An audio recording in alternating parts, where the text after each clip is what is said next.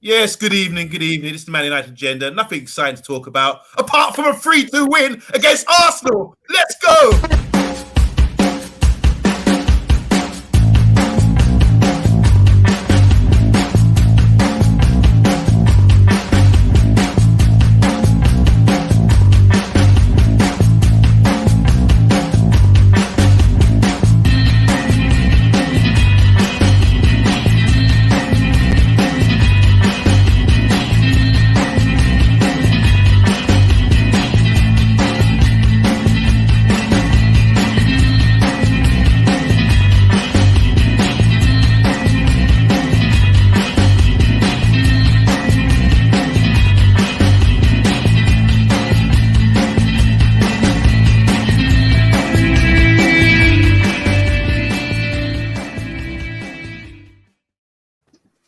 Yes, people, this is the Man United agenda. My name's OMONDI, and we're here to talk about the Arsenal game. It's a very exciting game. If you guys, regulars of the Man United agenda, you would have seen the watch along that we did with TalkMU. And I'd just like to introduce TalkMU here. How you doing, TalkMU? Welcome back.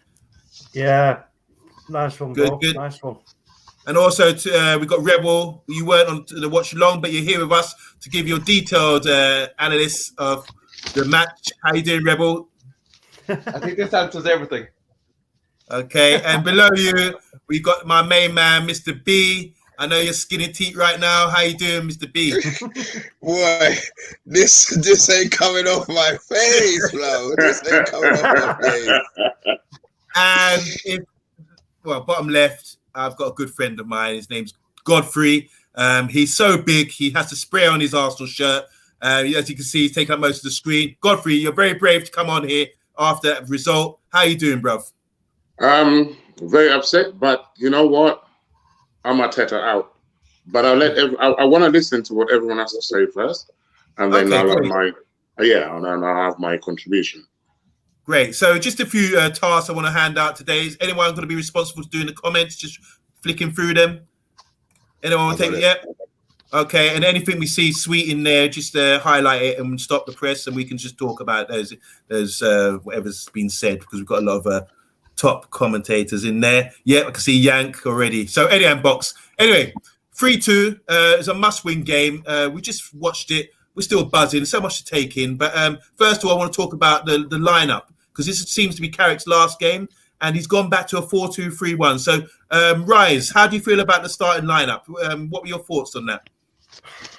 Yeah, I mean, it was a bit like, going back to the old setup, with everything around Ollie and blah, blah, blah, and him being involved in the coaching and everything else. So it seemed a bit like, reverting to type, so to speak. And it was a bit of a concern for me. Also, I didn't want to sort of voice that, because also we had our Arsenal fan on the watch along, so I didn't want to sort of start saying, I'm worried about this. I'll say that now because we've won. But yeah, I mean, look, that's the last time. That's the last time I think we're going to see that formation. To be fair, I think it was the swan song for the 4-2-3-1 at Old Trafford, or even away. I don't think we're ever going to use that again. Cool. So Rebel is saying it's the last time we might see this formation. What do you think of this formation and the starting lineup today? And what were the pros and cons of that 4-2-3-1, which might be prehistoric now? Well, even if we were to say that he was going to alter the same exact lineup into a 4-2-2-2, I think what we learned today is Fred in his own side of the pitch. Apart from that absolute goal-saving tackle that he done to keep Saka's shot out, that was fantastic. But I think, as we saw in the Chelsea game, when he was in a more advanced position, we started seeing some effectiveness. Now, I've had a number of pages here on stuff, and to be honest with you, I'm not even using it. But it's gone. The one takeaway that I'm going to take from it, and it's going to be something that is a bugbear of mine, and it's about your friend Harry on Monday. Okay. He gave I told him about interview today, Rebel. This mate is good. He gave away a stonewall penalty, or what should have been a stonewall penalty. He literally yanked Tomiyasu's hand out of its elbow socket. So that was a stonewall penalty. Was it given? No. Okay. I must have missed that. I missed that too. Mr. B. I'm sorry, Godfrey. No, go grab that. No, I keep quiet. No, I absolutely agree with him because that was a stonewall penalty all day long. But Explain. It seems like it just went without notice. But at the same time, we weren't really really protesting it. No one was there to say no, it's a penalty. So Maguire just gets away with it yet again. But did they show a replay? Did they show a replay, Godfrey? Did you see it like a couple of times? No, I saw it live, and then I saw the replay as well. But there was no VR or anything like that. Nothing. Okay. We're going to come to Mr. B. We're going to come to you in a sec, Godfrey. Mr. B, so the lineup, what are your thoughts before the game about the lineup, and what do you think the pros and cons are of playing that 4-2-3-1? And do you think we should continue with that going forward with Ranrick? No, I don't think the 4-2-3-1 is a formation that he likes playing anyway. All of the videos, all of the comments, all of the professionals, not us, but I'm talking about the professional people, don't talk about him in a 4-2-3-1. Bruv, you know my opinion on that central midfield pairing. I can't do it. And to see the F side of it do what he did today in our half, like Rebel said, he's a liability. Anywhere near our box, anywhere in our half, he's a liability. But he's a central midfielder. Come on, man. They can't have, to me, Ranrick is coming in now. He's seen the videos. Maybe the videos don't show him the true shitness of Fred. But in real life and in 3D, he's going to see that man shouldn't be playing for Man United. You know, I know he got an assist today, granted. I know he had a block, but he did so much things wrong, so much basic things wrong. That pairing absolutely kills me. We won the game, so, you know, I'm not sit here a bit because we won. We beat Arsenal. You know what I mean? That has made my week. That's made the week. You know what I mean? So I can't sit here and act like I'm not feeling happy because that result has brought joy to my heart, man. Hey, so Godfrey, man, welcome to the channel, man. Welcome to the channel. Thank you very much. You're very brave to come on. Now, what I want to ask you, Godfrey, as an Arsenal fan, I mean, we've been speaking for a while now about this, about linking up and doing something. But before the game, Arteta, he came out and said he was a bit unsure about how the approach to the game and how to set up because he wasn't sure what Man United he would be seeing. Would it be a new Ranrick style Man United, or would it be the 4-2-3-1 old school Ollie Man United? So there's a big decision. So what was your realistic expectations about how the game going into the game and the setup, how your formation?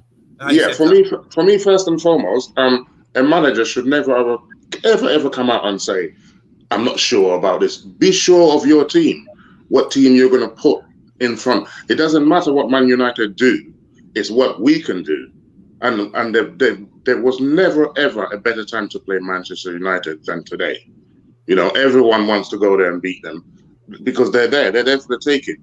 And now I'll give you an example. Even the setup, even the lineup, the formation. The formation is fine. And then you want to put El Neni there. Give me a break. You are complaining. You guys complain about your midfield, but our midfield is even worse because El Neni. Sorry, what's the alternative to El Neni then? I would have put probably Ainsley Maitland-Niles in there. Put him in there. Why not? He's done all right in there before. El Neni, all he does is passes sideways or backwards. That's El Neni for you. But you guys complain about your midfield. I hear that, and it's great. But I think we have a far worse midfield than you guys. So, you know, but tonight's game was just one basically on the tactics. The first 20 minutes, we were all, you guys couldn't get out of your first half. You couldn't get out of your half. Yes. But we got the goal, and then Arteta thought, oh yes, because he thinks like he's a defensive midfielder. So he thinks, okay, now let's protect that lead. What, for another 60 minutes? You're going to do that, however many minutes left. You can't do that in a game. Of course, United were going to have chances. Do you see what I mean? They were going to get their chances, and sure enough they did, and that's what happened. There we go. But as for me, I'm not really looking at this game and thinking, oh, you know, Arsenal should have done this, should have done that. What I particularly want to mention, and confirm is that Arsenal are way off. We're way off, even way off Man United. We're even worse than Man United. The only thing is the league positions at the moment it stipulates that we're better than you, but that won't be for long. No chance. So for me, guys, you just heard what Godfrey's got to say. I mean, does anyone want to throw anything at him about Arsenal? Because he's really, we didn't hear this prior to the game. We were hearing about Arsenal are on form, they're improving, Arteta in, and Godfrey's come along and he's saying something completely different. Anyone want to throw anything at Godfrey? Because I've got for me, I was worried about your midfield, if I'm honest with you, because our midfield is, like you say, it's inept in terms of controlling the game. So I was worried that we were going to get sort of outnumbered and then pulled apart with your midfielders taking up the space and working the ball forward through that avenue and just totally taking the mickey out of us in that. So that was a big concern for me. But again, like Chelsea, Arsenal, they just couldn't do it.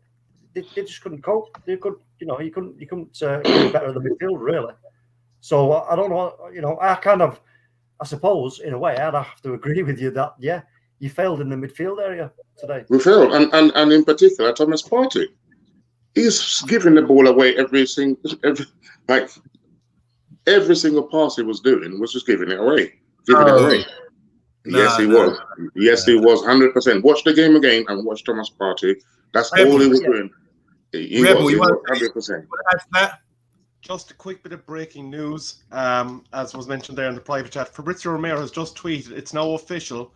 Michael Carrick has decided to step down as first-team coach and leave Manchester United following the conclusion of his spell as caretaker manager. So Carrick has left Manchester United. Well done, Carrick. Do you know what? You served us well. I'll give him a clap. Yeah.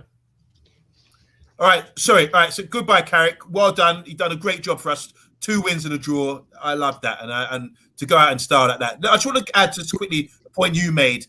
Yes, first 20 minutes, Arsenal were playing really fluent football, playing out from the back, popping it around, and very comfortable. And then you're right. I do agree with you. When they scored, they did make a decision to sort of sit back. And then finally, we were able to play in your half. And for the last 15, 20 minutes, we said in my notes as well that we were able to play football in your half again. And we kept probing, and we scored. Maybe you're right there about Arteta. He maybe should have just kept with the same tactics, momentum that he did have, which was kind of dominating us in the first half. So there's a good shout there. Anyone agree with me there with that? That they let it up a bit? They went a bit sat back a little bit and let us on to them? They did. I mean, the thing, if you look at the game, when whoever scored had a dominant maybe 5 or 10 minute spell, so it sort of went with who was dominating the ball, because the first 20 minutes we weren't in the game. The last 15 minutes when we scored, we were in the game. Obviously, they scored straight after me, whatever. But I think that it sort of went with how the game flowed more. I don't think we dominated. I said, as I said, we've all said, I mean, the big man to my side here is saying that Arsenal didn't keep hold of the ball. But then we're looking at our team and thinking we didn't keep hold of the ball. Yeah. So it's that first 20 minutes, I just thought we're going to get hammered here. We're going to come to our ground and take our points. But for whatever reason, it changed. I don't know if that was tactical. I don't know if that was just the way that the game went. I couldn't see any specific changes in regards to where players were playing. They didn't push up. They didn't stay wider. There was no obvious change in what was done. So I said, look, you see things. I said on Monday, this is for you with your eyes. I would like to know, was there something else that changed specifically in the game? Obviously we've got Cristiano Ronaldo. He's a killer. But was there anything else that you saw? I think sometimes, when there's an injustice, like the penalty, for example, you see the players were a bit frustrated about the way they scored their first goal. Not the penalty, the way they scored the first goal with the guy going down. No one knew that Fred actually stood on his toe and he was so stupid and clumsy like that. They just assumed that he was fouled in the box. That's what I mean. So I think the players were a bit aggrieved by that, and they started to step it up. It's like, right, let's get back in this. And sometimes it takes a bit of momentum like that, or a bit of injustice to get your backs up and start saying, right, I'm on this now. Let's turn it around. And to add to that, I do think what Godfrey said was a fantastic point about did Arsenal sit back, said, right, come, bring what you have for us, and we had something, a bit of flavour for you. So let me just talk about that goal, the first Arsenal goal. We watched it live. We all watched it live. Initially, I thought it was like, no, it can't be a goal. He's down injured. But what do you think about that? Is anyone to blame for this? Because me personally, I'll start this one. I think De Gea should have waited for the ball to go out of play, limped on and stood up, rather than thinking, I'm injured, ref, stop the play. You can't afford to do that, as he experienced there. So that's a minus point for me on De Gea. I thought he should have just stood up. It wasn't that bad, I don't think. He just thought, I got hit, didn't realise it was Fred, and I'll go down because I'm usually they're blown for this. Any other thoughts about that? Just throw it out there, guys. I want to say, I can't remember at the time, but did the linesman not put his flag up? Because it should have been down to the linesman to make the ref aware, whoa, wait a minute, the goalkeeper's on the floor, but then that's down to the ref to then say, right, referee didn't blow. The referee didn't blow. He should have been made aware of it, because I don't know if he's seen it or not. So again, maybe we should question the linesman there. I actually have a piece. I have a piece on this from The Athletic. It understands that awarding the goal was in line with the laws of the game and the correct decision. The goal was checked by VAR firstly to see if there was a foul on De Gea by an Arsenal player, which it was not. And secondly, when referee Martin Atkinson blew his whistle. If the whistle was blown before the ball crossed the line, the goal would not have stood. The referee would have had given a drop ball instead. However, Atkinson didn't blow his whistle until after the ball crossed the line, therefore allowing the goal to stand. There we go. Going back to your game against Watford a couple of weeks ago, Godfrey, you got a goal. You scored a goal, which is a bit like people were saying about sportsmanship and that kind of thing. Could the same be applied today to that goal? Should the man shot while there's anything get there? No, I believe it's totally different, because against the Watford one, I think perhaps as a sportsman myself, everybody's played. You've played. Everybody's played the game. You want to be a sportsman. So that one is debatable. I would have said yes, give it to them. But this one, I don't think so at all. I think there was no intentions from the Arsenal players to try and cheat Man United or anything like that. We just went in there. He fell down. No one touched him. It's a goal, clear as daylight. But I felt sorry for them.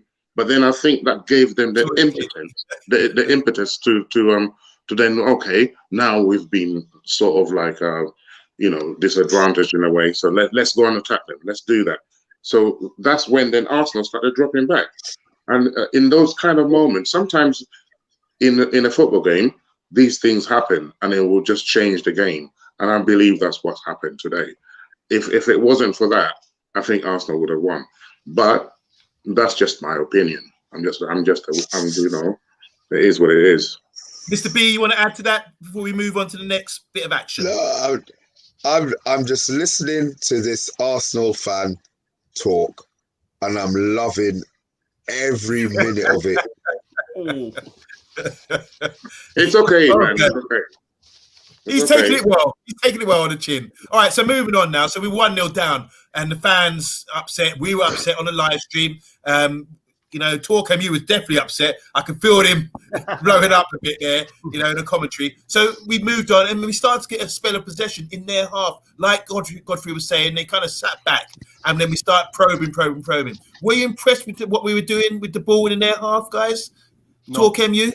Oh, sorry, Rebel. Yeah, were you impressed what we did with the ball? Not entirely. I'll be honest with you. Something that Rangnick is going to be very much on top of is the shot selection. We took a lot of pot shots. There was times when we took shots and they weren't on. There was better options available. There was passes that were on. There was times when we saw players running into traffic because they were not aware of what was going on around them. So for large portions of that first half, no, I wasn't impressed. And I think when you look at it as well, we talked about the progressive passing that Rangnick is going to be looking for, the more forward passing.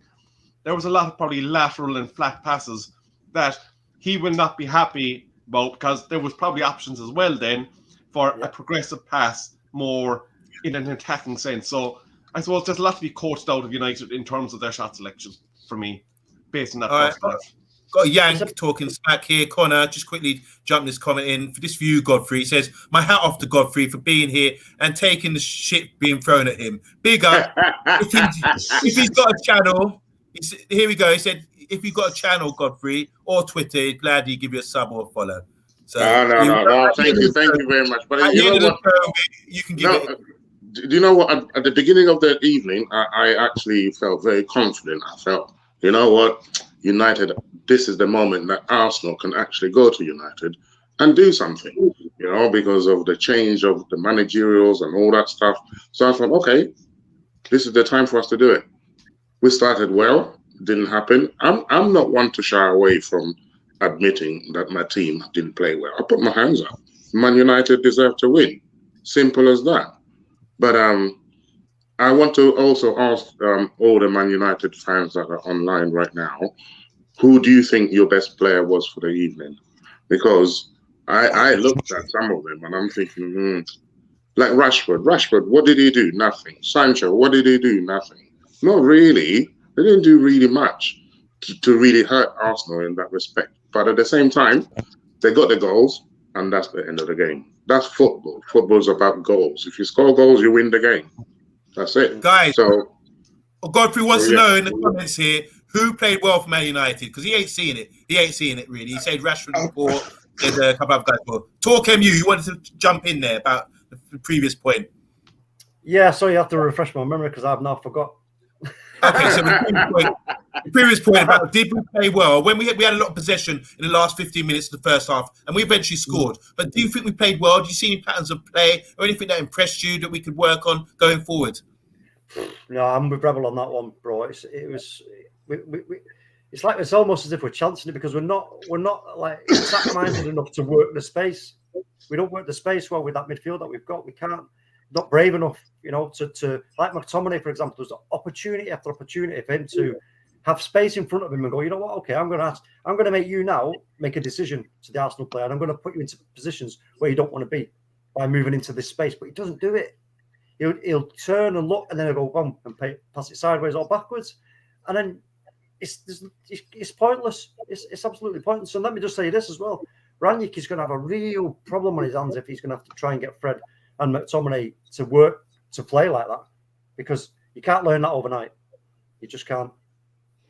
So there's a few comments here saying Fred was the best player. I saw a good comment saying Sancho, Dalot, McTominay and Maguire were the foundations for that win. So it's a bit of a mixed view because I disagree with a few of that. I thought Dalot had a good introduction today, another opportunity to see him in action, and I thought that was quite positive from him today, as well as the left back Telles as well. But I do feel as a team we lack that kind of like being fluid and sort of patterns of play where we had a couple of times where the fullback was overlapping and we just bypassed him. It was like a decoy run, just to sucker the guy, and Rashford or Sancho would not play them in at all. So we need to get more of this sort of patterns going forward for Man United, because it's clearly what we haven't had for the last 2 years. So you can't expect any more than that. What do you think, Mr. B, about that?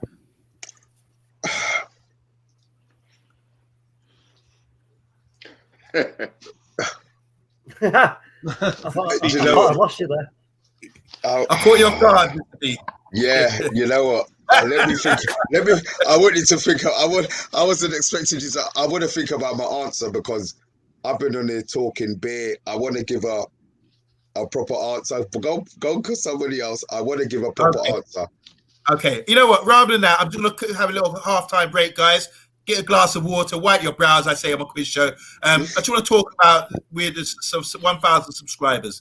We've been going well from day dot. We've really worked hard in the team at Man United Agenda, and we're close to getting 1,000 subscribers, and we're nearly there. I just want to say thank you to everyone who's supported us, all you people in the comments, all the people that share stuff for us, that comment on our posts and all that kind of thing. We're really grateful here at the Man United Agenda, and it's not everyone here, for Errol, OS, Matteo, Connor, all you guys that contribute, SHAH as well, all contribute, great contribution, Andy Herbert as well. So we're really grateful for that. And as you know, Once we reach 1,000 subscribers, we've got a Bruno Fernandes shirt, and it's signed as well. So you can come in and get a lucky draw and win it for yourselves, or you can give it to a present as a present for Christmas, But so that's what I'm saying. That's more incentive. Let's get 1,000 before Christmas so you can wrap it up and give it to someone as a great present. Imagine you're a little kid getting that as a present. In the meantime, as well, make sure you like, share, and subscribe. I don't know how many likes we've got at the moment, but I want more. We want more. Godfrey, warn them you want more likes. Tell them. We want more likes, Godfrey. Tell them we want more likes. Don't worry. I can help you with that. Don't worry. Yeah. Okay, now here we go. So let's move on. What was the second goal? So, the first goal, United scored. Remind me, guys. I'm so flustered here. Before you go any further, just that. Some of the halftime comments that came up. Now, United in the first half were giving cheap ball away. We gave away the ball 3 times in the first 7 minutes. I think we had 2.5 Harry Maguire pot shots in the first half. Harry Maguire, who was supposed to be a centre half, and he was operating like he was Bruno Fernandes at one point. Again, that's going to come down to the structure of the way that the team is set up. Ralph will not have that. But what I will say is, because you mentioned Telles, one thing he will have to work on is keeping an eye on the ball. There was a period there, I think it was 7 or 8 minutes to go in the second half. The ball was coming over Telles' head. He was tracking it, and he completely lost sight of it. Okay, fair enough. So can someone talk me through the goal, the equaliser, because it's gone past me now. I'm trying to remember how we equalised. Was that the Fred one? I think that was where Fred had picked up the ball come to Fred and he played a lovely little pass into Ronaldo. The back heel. Oh yeah. I remember now. Well, it was okay. Yeah. It looked a bit awkward by Fred. So we were probing in their half. Yeah. And Bruno slotted it in. Yeah, good goal. That's what I mean about little sharp passes in the box, and that's how we get our goals like that. And I do think prior to that we were sort of playing probing passes or crossing the ball into those danger areas. And I know we had a lot of shots, pot shots, like we say, but I'd rather see that than not giving the ball away, that kind of thing, So halftime comes around, like Rebel says, we take a breather. We're relieved in a way to get that goal before halftime. And who actually felt at halftime that the game was in the balance, and who actually felt that we had the momentum? We were going to actually win that. I was unsure, to be honest. Mr. B. Confident. I wasn't. I knew we would play better. We couldn't have played. Well, we could have played worse. Let's be honest, because we have. But I think the goal just before halftime gave them something to work on. Maybe if we had gone in 1-0, it probably would have completely different team talk. But we knew we were going to improve. I did expect subs to be made earlier, or subs to be made that would influence the game. I think the subs were just made for the sake of wasting time and not for us to have an impact on the game. They just had an impact on the time running down the clock. I was hoping that we would have done something different, but Man United have been much of a muchness for most of this season anyway. 3 games aren't going to change what's been embedded from Ollie for the last 2.5, 3 years. So I think it's more going to be, they might want to. I mean, Ranić's going to come. It's going to take time for his methods for them to adapt to it in training. It's just how quick they take. The fact that the games that we've got coming up we haven't got Arsenal. Let's be honest. We were worried about the game. Before the game, I was worried about playing Arsenal. I had all of this, but this is a game that we couldn't afford to lose. Regardless of the performance, this is a game that we couldn't afford to lose. There was bits of the game where we played well. There was lots of it where we didn't. So I think Ranić's got a big job coming in and getting his methods in these players' heads. But as I said, the fact that we've got a run of games where they're winnable, even under Carrick to a certain extent, I think that maybe we'll see a little bit of progression. Rebel, it's Jackie here. Hi, Jackie. Jackie says there are times tonight you can see glimpses of a team. At least Ralph can have hope and take forward as he is actually a manager, not trying to be a manager. So, do you agree with Jackie there, Rebel? Yeah. Well, one thing I think for sure we're not going to see under Ralph is Rashford on the bloody right. That's absolutely atrocious. I don't know what they were thinking. Now, obviously, he did assist from the right, so for United's second goal, but he's just not effective from out there. We saw it a lot last season. When you play Rashford on the left, he's incisive, he cuts in, he causes problems for defenders. On the right, it's basically like putting McFred in goal. We're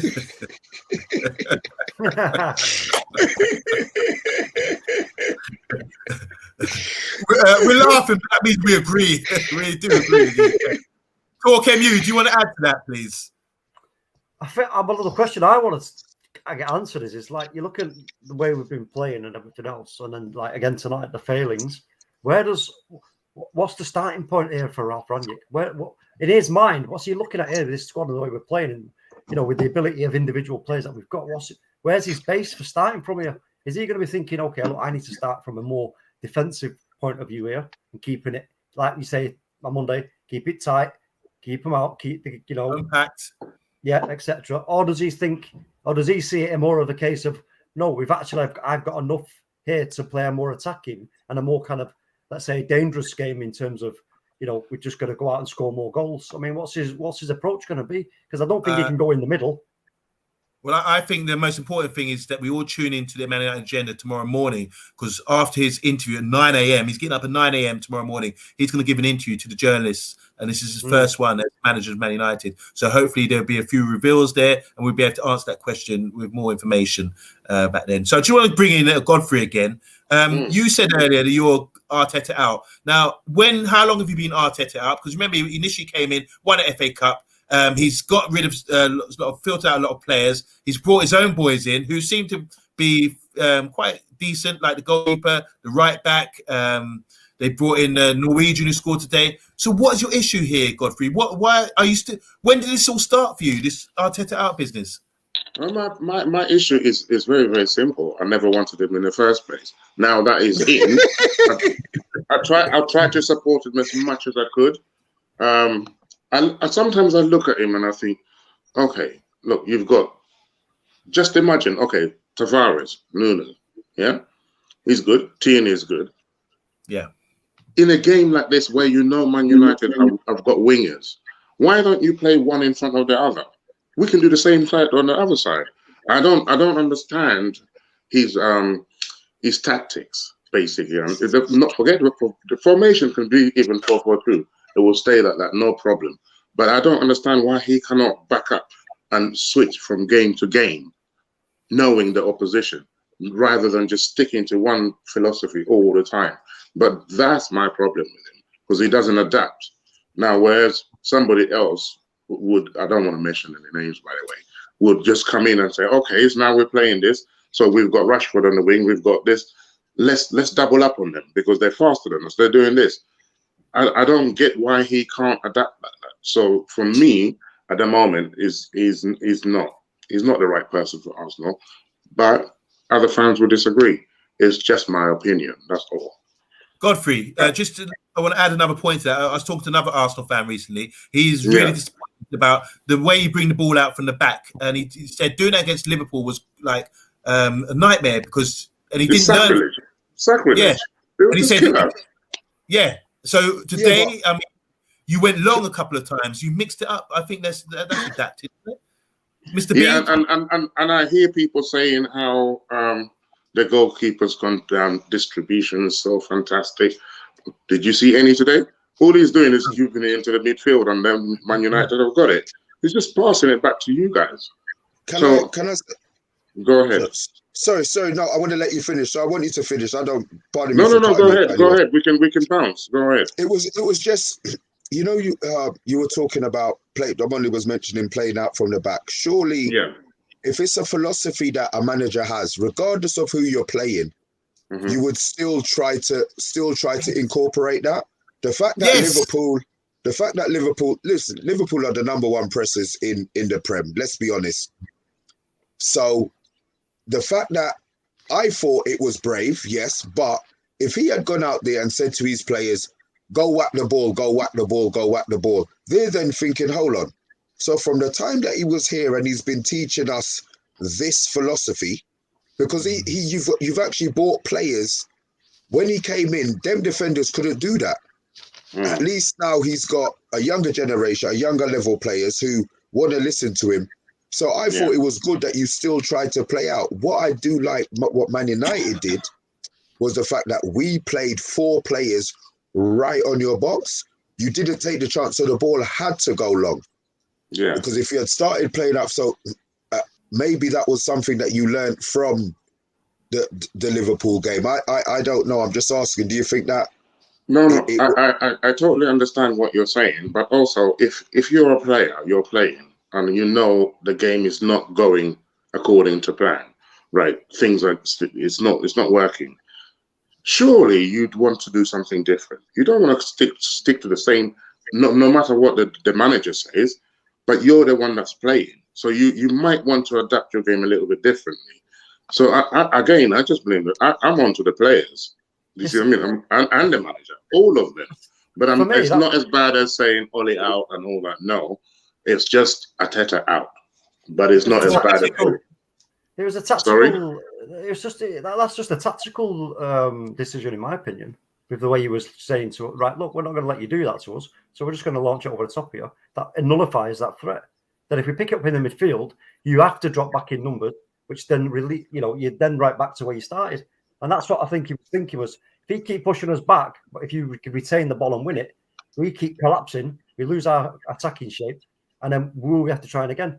And that would have suited you. Let's have it right if we'd have kept doing that. But it didn't quite work out, did it? So I'd see that as a tactical, just a tactical switch. I don't think it's something that he's going to continue sort of like he's just saying, all right, I'm changing my mind now because going from the playing out from the back. I think it's, he had to try something in order to try and get an opportunity. I agree. I thought that when my Arsenal friend told me that, I said to him, look, you've got to persist with it. Even if against Liverpool, you're going to make mistakes, persist with it. And that's the way I think you should go forward. Just, Godfrey, a couple of things here. Jackie's saying Godfrey's got a balanced, refreshing view, not just talking in the headlines.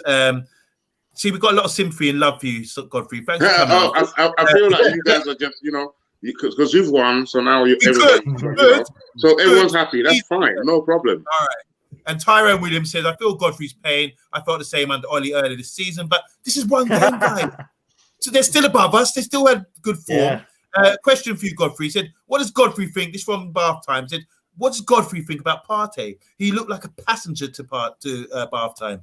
What do you think about that? Thank you. Thomas Partey, for me, he's a good player. He's a very good player. But tonight, he had a stinker of a game. I'm just being honest. He really had. He was passing the balls to like. You think, what's Partey doing? Maybe he wasn't.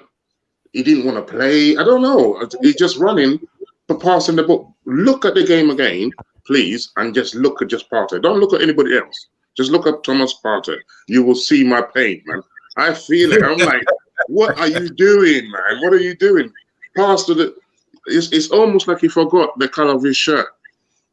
Wow. I disagree with you. I thought Partey played some good passes. You said earlier Partey was playing poor passing. I thought he played well. Like last season when we played against you, he came to Old Trafford. He was man of the match, in my opinion. I think he's a good player. I think he's a good player. I'm not saying he's not a good player. I'm just saying today I thought he played well. No, Godfrey, I don't see it like that, man. I don't see it. Anyway, let's move on because we disagree. Yeah, we have to disagree, but that's cool. Sorry, Rebel.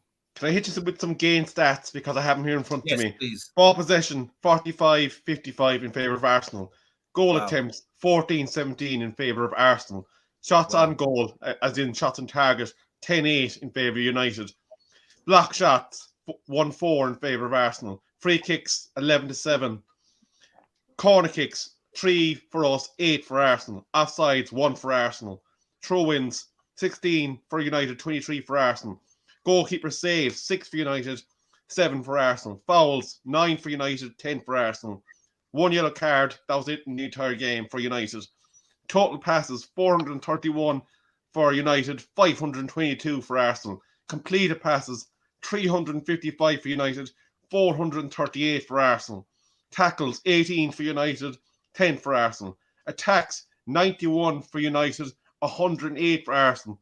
Arsenal were successful in having 60% of those as dangerous attacks. United had 50%.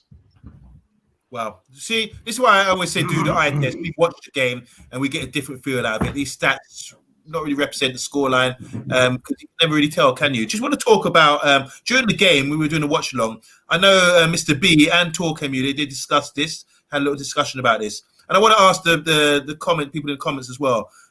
We got a new guy coming in who's known. We keep talking about his press. Ronaldo. There was a couple times today. Mr. B stood up, said, "There, who said Ronaldo can't press?" You know. So I witnessed it myself. I thought, okay, he's tracking, he's pushing, he's working hard. Can Ronaldo press? Simple as that. Throwing it out to everybody in the comments and everyone on the panel right now. Starting with Mr. B, because you started this.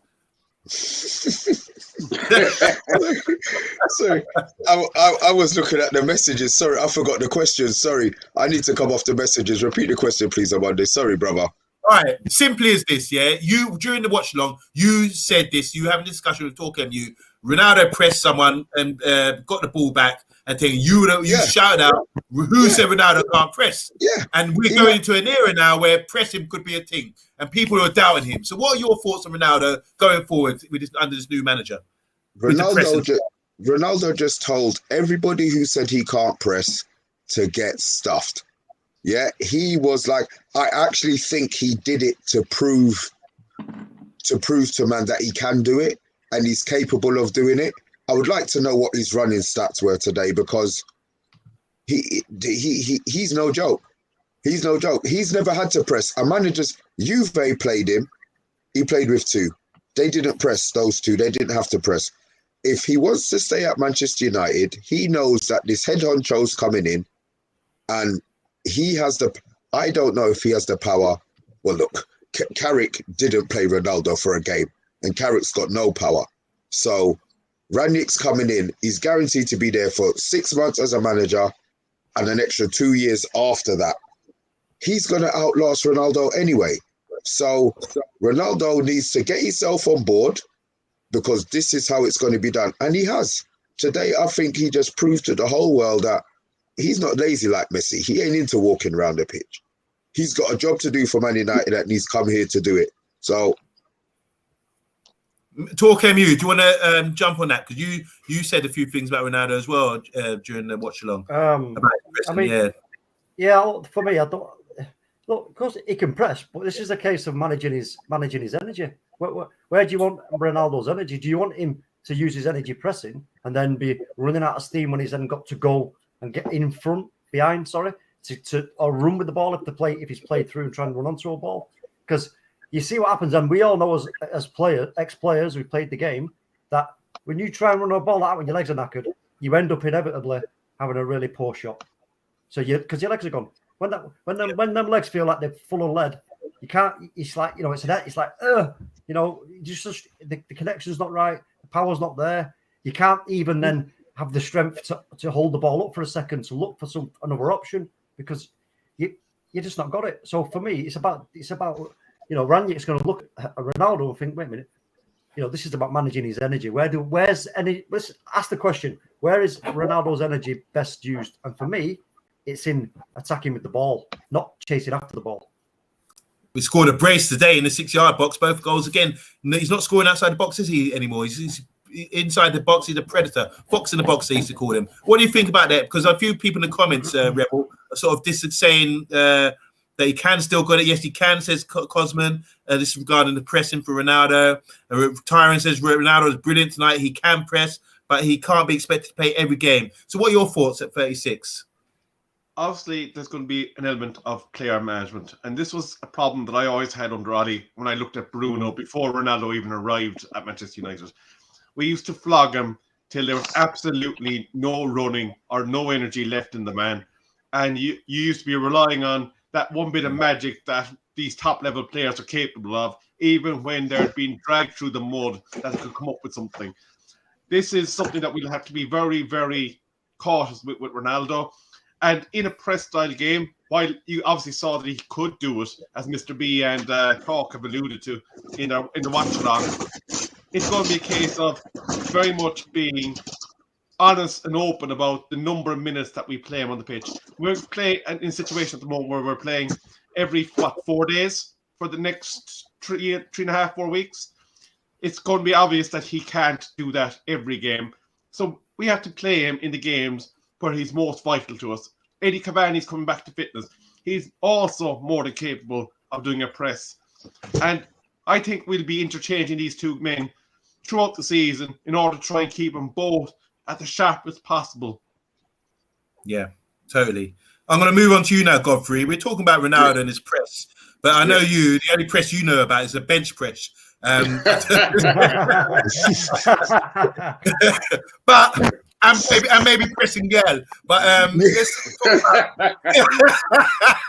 Man, you guys are really doing me hard today. We're winding down now on the show. Listen, Godfrey, man, it's been fantastic having you on, especially. You've been my friend for a long time. I love what you do. At the end of the show, we'll give you opportunity to tell people where to find you, what you do, and everything else. But just give me, I know you're disappointing result tonight, but on the whole, Arsenal being okay. What's your expectation now? No, it's all right. It's all right. Just coming back about, I just wanted to make a quick point about this Ronaldo pressing. And football is football, man. I don't understand why people now all of a sudden jumping onto this. You have to press. You have to press. You always had to press football anyway. Ronaldo's game is to play football. He plays his football the way he plays it. I don't understand why people are jumping on his back too much. He's not an Arsenal player, but I still love him because he's phenomenal. But at the same time, I don't get this argument now that people are talking about, oh, you have to press now. This is a new way of playing, pressing. When you're playing football in the park, don't you have to go run after the ball and try and chase it down? Of course you do. So for me, that argument, I'm not putting up with that. Sorry, but yes, go ahead. I do like bench press and I do press girls. So That's it. Look, I'm here to be honest. That's it. Sure. A little brutal. You would say. So, Godfrey, going forward for Arsenal the rest of the season, you're a top Arsenal fan. You go to games as well. We're going to meet you at the Emirates next year. I can't remember the date, but we're coming. Yeah, we'll try and find. We'll try and find out, and then we'll sort something out. Yeah. Anything you want to say give us advice for Man United going forward, and anything you want to? And for January, who do you want to sign? If you want to sign any players for Arsenal? I think in terms of Man United wise, I think they just need to give Jadon Sancho a chance. Give him a good run of games. I don't know about Rashford, but for me, Sancho needs to play because you bought him for a big amount of money. He needs to play. He needs to actually try and to prove himself that he's worth that kind of money. Forget even about the money. He is worth a start. Now Ronaldo will be there, regardless. Anyway, we know that. Apart from that, I think you're just one midfielder away from a good team, and please don't play Harry Maguire. That's the no. That's just me. You get a good central defender, a good central midfielder, and then you got Pogba. Anybody would love to play with Pogba. Believe me, I'll take Pogba in my team straight away. Like Pogba walk into Arsenal. If we had Pogba tonight, we would have beaten you. No doubt about that. That's my opinion. But in terms of Arsenal buying somebody, I think now it's time for Arsenal to maybe start looking at letting some of their older players go, like in terms of Aubameyang, although I love him very much. I think his time's coming up. Let Martinelli, give him a chance up front, give him a chance at centre forward. Not play him on the wing, because we've got Saka, we've got Emil Smith Rowe. So play Martinelli in the middle. For me, I'll just play him there. It doesn't matter if he messes up for a little bit. I don't understand this thing. He's just stuck with playing with what's his name, the guy he brought on today, Nketiah. Right. I don't know what the fascination is with Nketiah, but for me, I would play even Balogun. Balogun is there. He's been banging in goals in the reserves and everything, but he doesn't seem to get a chance. I don't know what he's done wrong, but that I can go on and on and on. But I think for me, we need to get rid of the manager first, and then we'll move on. Wow. But I'm happy for you guys, and I wish you guys all well. And that's it, really. So, Godfrey, where can we find you? Your socials, And hopefully you'll be coming back on the Man United agenda real soon. Where can we find you? I'll come back. I'll come back when you invite me. I don't have a page like that. You know where to find me, Zach. I'm just on Facebook, on Insta. That's it. But I don't have a page or anything like that. And nor do I have plans for it.